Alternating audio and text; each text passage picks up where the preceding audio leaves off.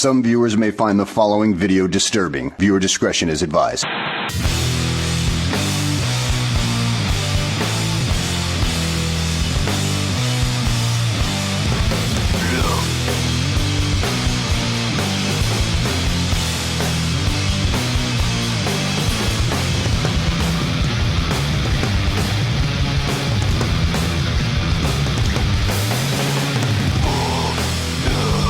Anti-human.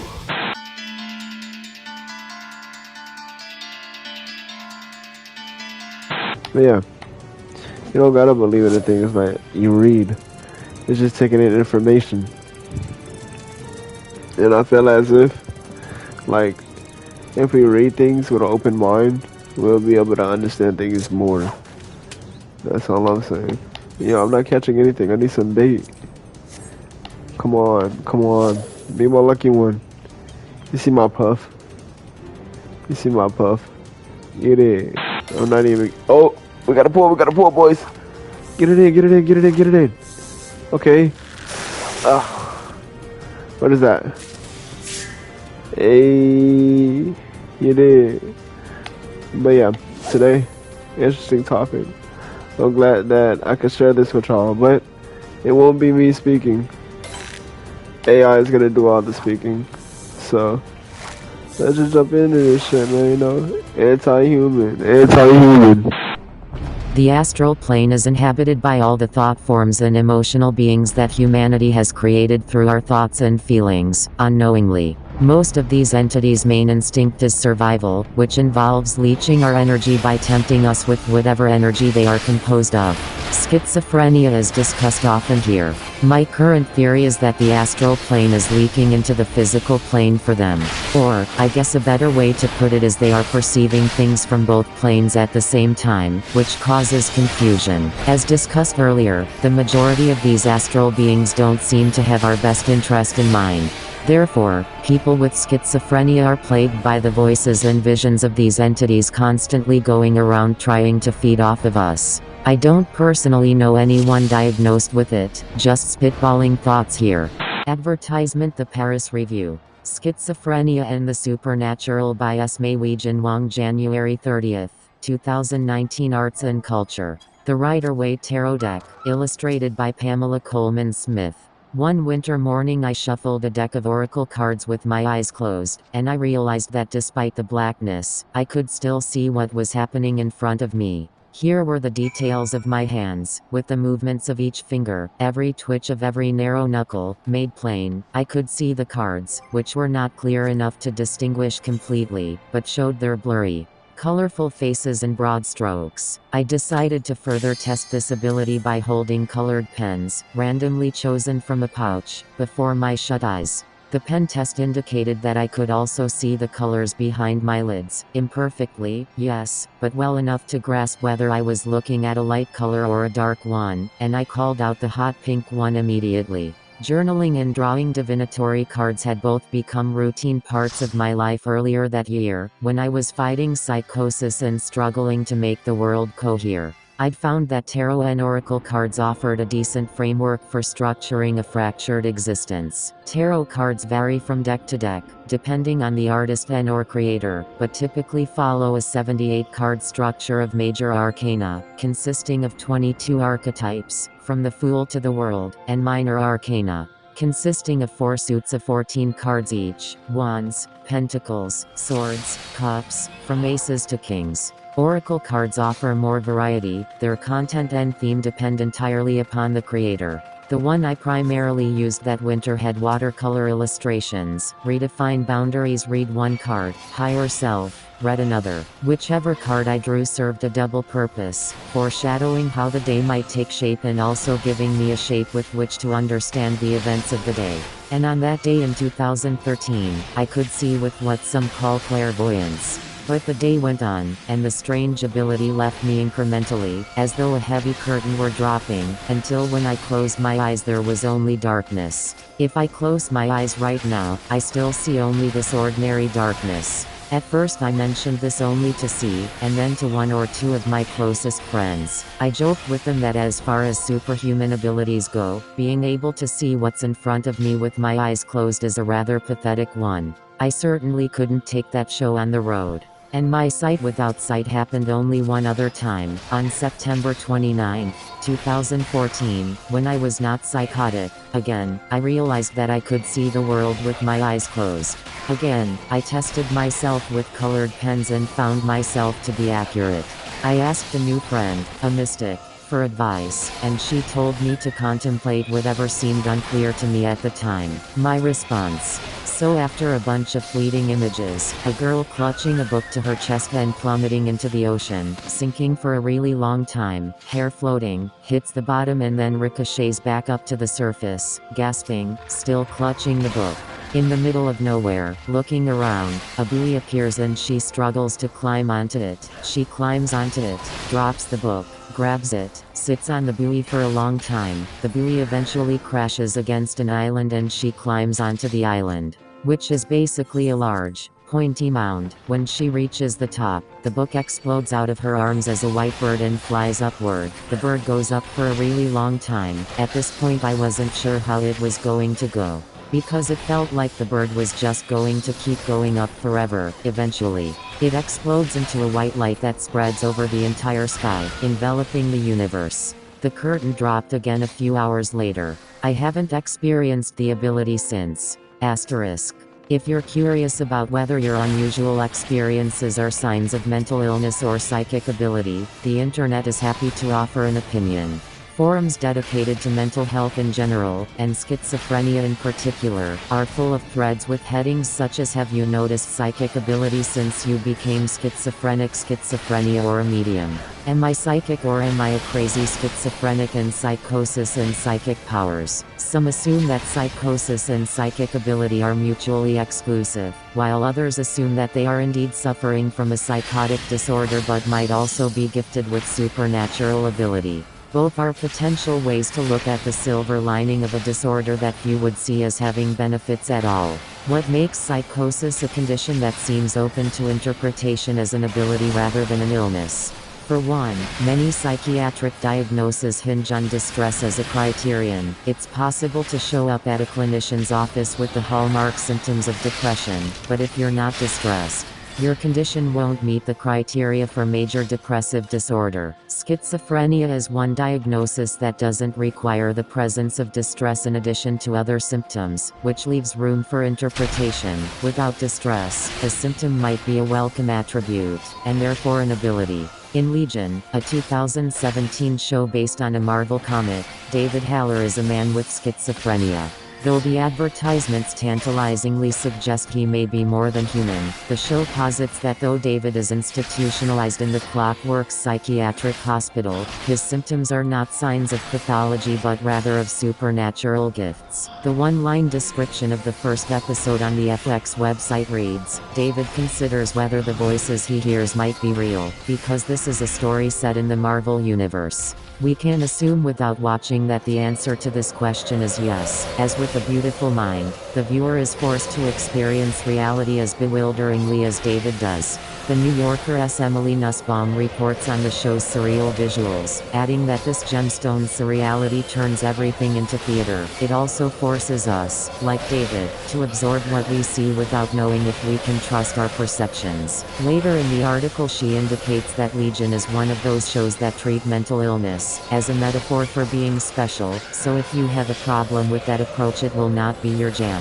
In Twitter conversations about the show, viewers wondered if the lunacy as superpower narrative is, in fact, harmful to the cause of mental health advocacy, causing deluded individuals to eschew help for the sake of believing in their own magical capabilities, but such beliefs can handily thrive without the help of an FX television show. When I began to hallucinate, in 2005, first hearing a voice, and then seeing what wasn't there, my mother suggested that these symptoms might not be pathologies but rather spiritual gifts. According to Chinese superstition, initial hallucinatory experiences may be indications that one is meant to become a soul reader, a skill akin to a fortune teller or medium. People use it as a career, she told me, so don't be scared. No one else had tried to give me a perspective on my symptoms beyond that of mental illness. Over the next decade, I would occasionally consider the utility of seeing psychosis as an ability. I could improve my mental health by thinking of schizoaffective disorder as a tool for accessing something useful, as opposed to a terrifying pathology. As Viktor Frankl says in Man's Search for Meaning, we want our suffering, if it must be endured, to mean something. Yet I had no idea what this belief would look like in practice. Asterisk. My friend Paige and I first met in 2014 through a mutual friend. She is a gregarious introvert, and in possession of a magnificent, snorting laugh. Her waist-length hair is often in Pippi Longstocking braids. She unironically describes herself as a pizza-loving witch, and provides mystical services ranging from tarot card reading to mediumship to shamanic journeying. For years she would come over every Tuesday to co-work with me.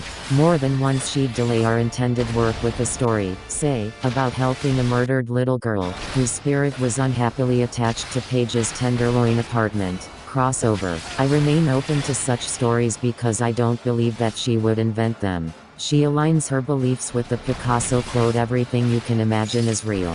I was also introduced to Jay, an artist with occultist tendencies and a weakness for Chanel. I have yet to meet her in person, but we speak on the phone at times. I turn up the volume to catch her wispy voice through my earbuds. She once described the experience of going to Italy for the first time. She was overwhelmed, she told me, by the sounds she heard from centuries of Italian life, including a cacophony of ancient voices and fluent Italian. In my friendships with these women, I have tried to imagine whether a psychiatrist would be comfortable venturing a diagnosis based on their seemingly logical sensory experiences, particularly sensory experiences that sound like magic. Jay's Italian recollections reminded me of lucid dreams I've had in which I moved through crowds and could distinctly see every individual face. While inside the dream, I marveled at my brain's ability to hold so many faces, all of them strange, and wondered if they were invented or dredged up from memory. Although both of them struggle with recurrent depression, neither Paige nor Jay has ever been diagnosed with a psychotic disorder, including anything in the realm of the schizophrenias. It was Paige who introduced me to their shared spiritual mentor, Brianna, Bri, Saucy, who runs a thriving online business under her own name with the tagline "Sacred Arts for the Soulful Seeker, Education in what might be called witchcraft or occultism." What Bri dubs the sacred arts, frequently lacks rigor.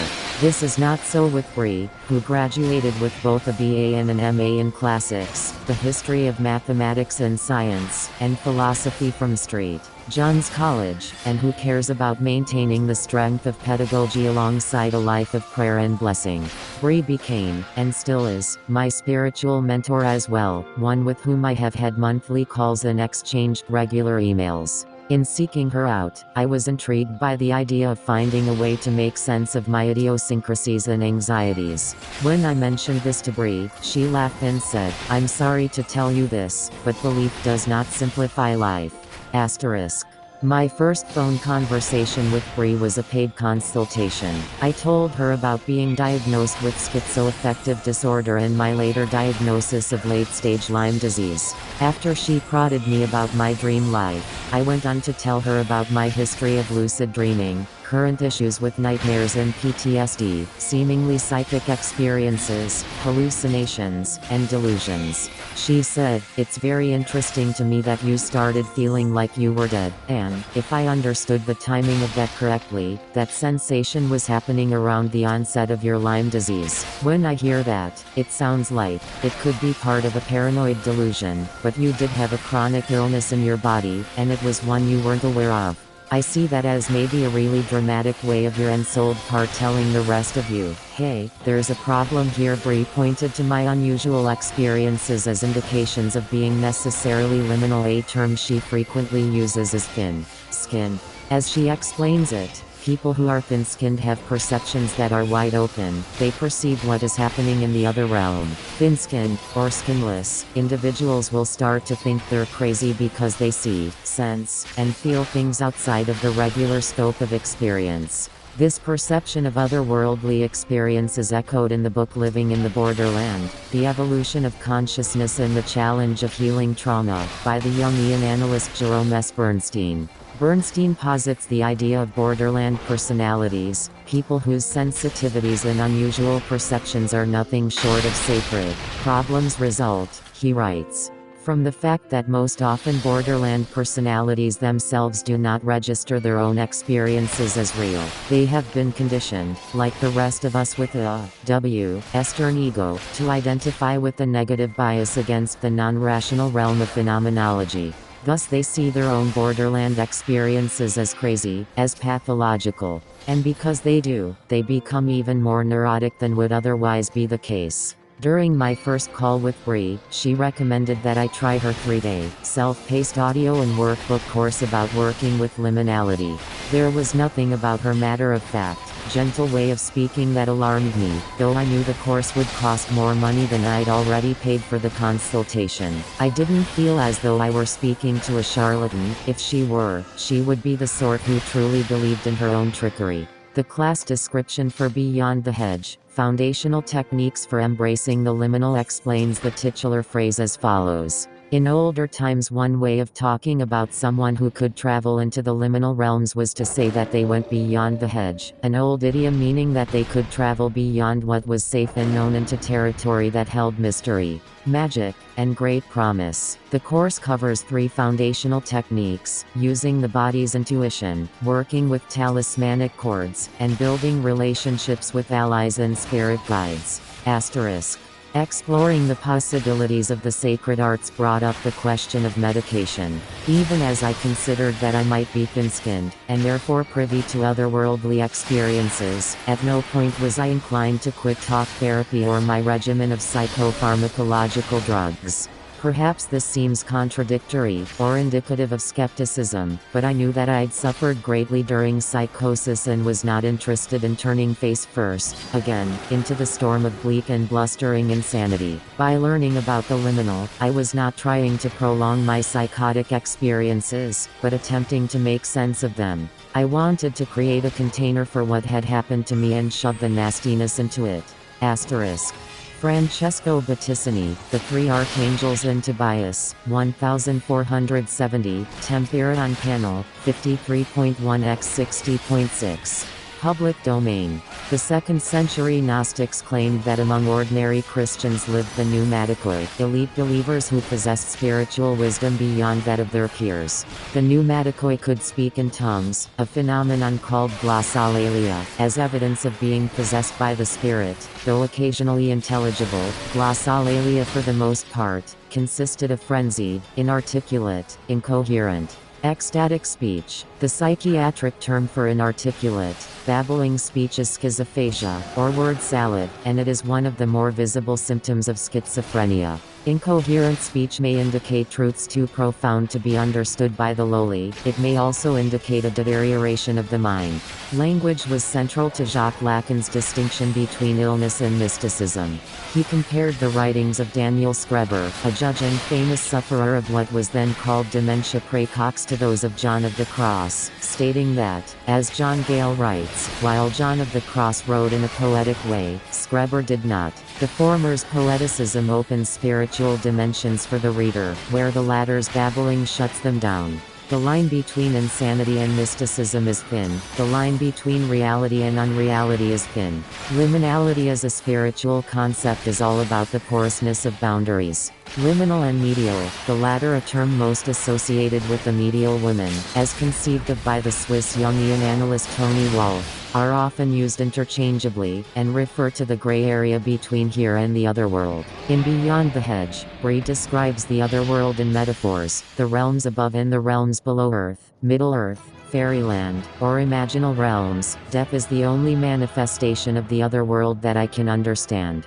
Birth and death are obvious manifestations of the liminal. To a lesser extent, I've considered the otherworld through major illness, trauma, and marriage, which are also liminal conditions, and, unlike dying, have marked and scarred the timeline of my life. The metaphor-laden otherworld is accompanied by a metaphor-laden liminal space. Clarissa Pinkola Estes, Ph.D., a scholar, poet, and the author of Women Who Run with the Wolves, Myths and Stories of the Wild Woman Archetype, describes a mythological old woman who stands between the worlds of rationality and mythos. This land between the worlds is that inexplicable place we all recognize once we experience it, but its nuances slip away and shape change if one tries to pin them down. The liminal can also be described in psychoanalytic lingo. Estes refers to the locus betwixt the worlds, referring to Jung's concept of the collective unconscious, the objective psyche, and the psychoid unconscious. Estes goes on to say that this locus, the crack between the worlds, is the place where visitations, miracles, imaginations, inspirations, and healings of all natures occur. Fairyland may seem quite different from the collective unconscious.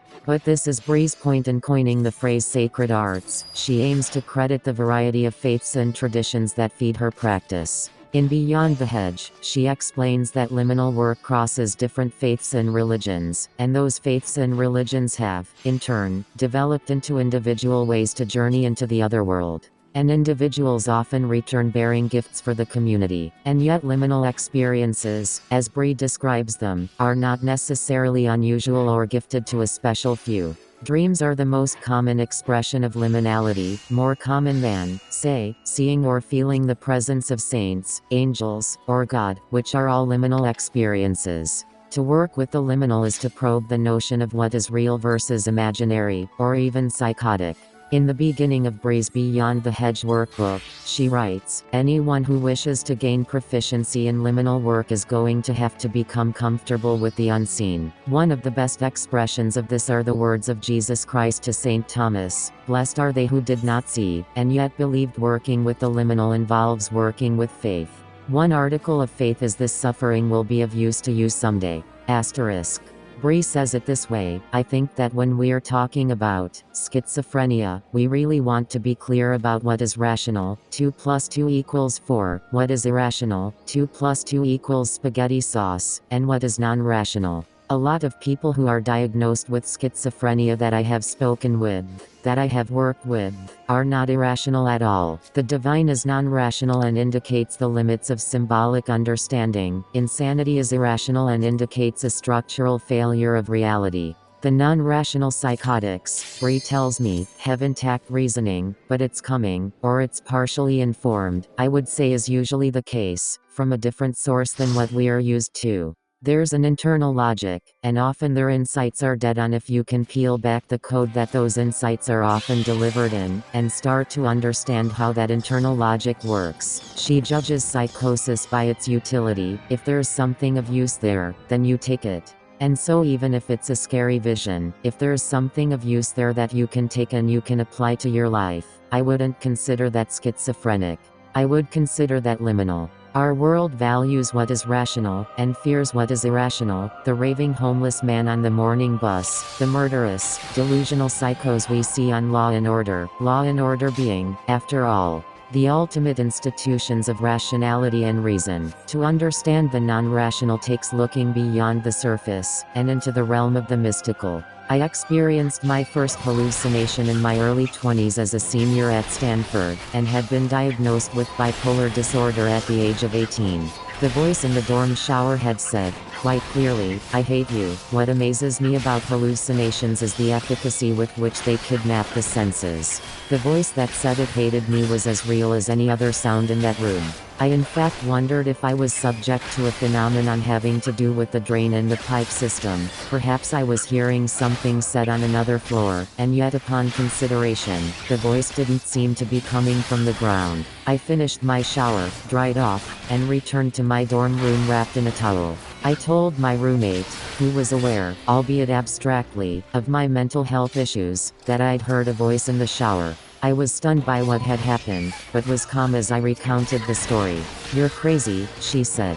But what if the voice held some sort of function? I can reach for interpretations, the most obvious one being that I did hate myself at the time, which had fed self-destructive behavior for years. Perhaps the voice was saying that if I didn't find a better therapist, my self-destructiveness would eventually put me in grave danger.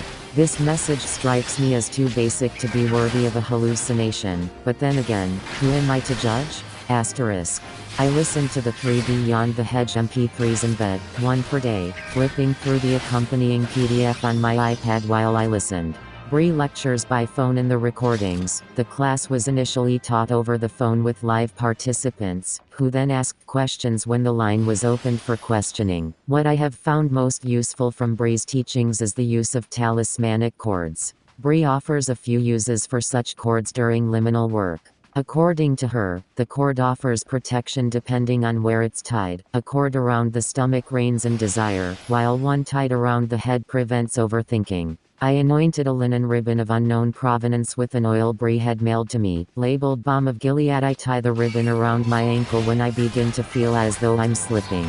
I'm not like Paige, who uses a cord before actively journeying into the other world. Though it seems antithetical to the point of the course, I don't want to go into the liminal realms. I want to know how to control myself when frightening things happen to me, and if there's a chance that a ribbon around my ankle will keep me either tethered to this world or safer, somehow. When I do tumble out of it, though it may need to be used in tandem with medication, and reported to my psychiatrist, that's good enough for me. After all, the other world was not made to be visited too cavalierly by mere mortals. In Women Who Run with the Wolves, Estes uses the story of Vasilisa and the Baba Yaga to caution against dithering in other realms. At one point in the story, the Baba Yaga tries to tempt Vasilisa into asking too many questions about the oddities of the Baba Yaga's world, but the wise doll in Vasilisa's pocket jumps up and down, warning her to stop.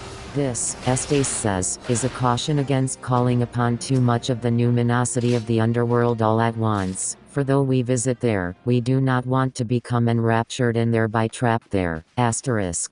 Photo, NHEYOB, CC by Say 4.0, https://creativecommons.org/licenses by Say 4.0, from Wikimedia Commons. I met Bree in person at the Cafe Downtown Subscription in Santa Fe one winter, during my 9-day trip for Lyme disease treatment. Porachista Kakfur and I had been shuttling from place to place, and my arms were bruised and dotted with marks from various IVs by the time I arrived. Bree was already there, waiting with tea. We greeted each other with hugs and exclamations. I sat on the tall chair across from her, concerned about how long my body would be able to hold itself up so far off the ground, and I was already exhausted. The day had been a hard one. As Porachista had learned that morning of her longtime friend's suicide, Travis had been announced missing the day before. That morning, Porachista had said, "I think he's alive. I think he just went off somewhere." I looked over at her a few hours later. She was sitting on the bed, hunched over her phone and crying. For Bree and me to be meeting in person at all was something of a miracle. When I settled in and asked her whether work had brought And I think I might need to arrest someone for being too hot. Oh, well, I turned myself in. You're under arrest, cameraman. I'm the cameraman. Boogers in your nose, boogers in your nose. Looking like a fool with the boogers in your nose.